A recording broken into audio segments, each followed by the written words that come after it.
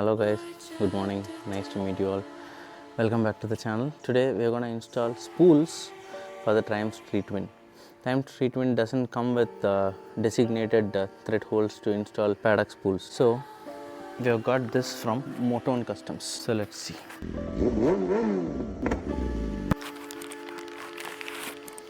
Right out of the box, we have this.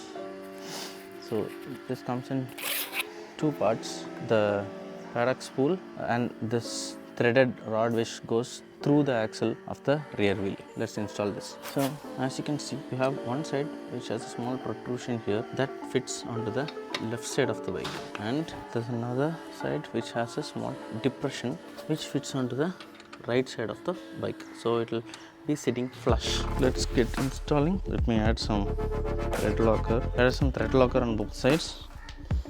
Slide through the axle. Let's put on one side first.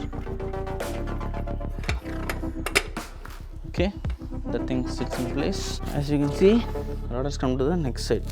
Now let's put the right side on. As you can see, we've installed the spools on both sides. Now let's get the bike on the paddock stand. Okay, that's it. The bike stands steadily on the paddock stand. It's sturdy, it's not going anywhere. It fits perfectly.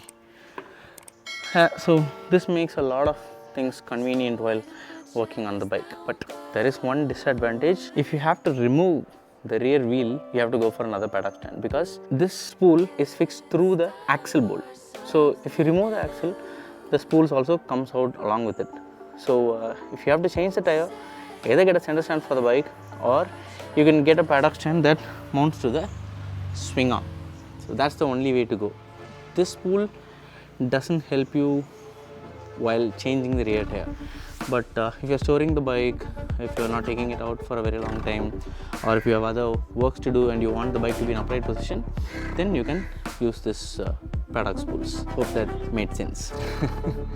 It comes in two colors. This is silver and there is another one golden color. Anyways, I am happy with this because I don't take this bike out so often, and since I'm like building it slowly, this will be in storage most of the time, so the tire won't wear out as long as the bike is on the paddock stand. Anyways, thank you for watching.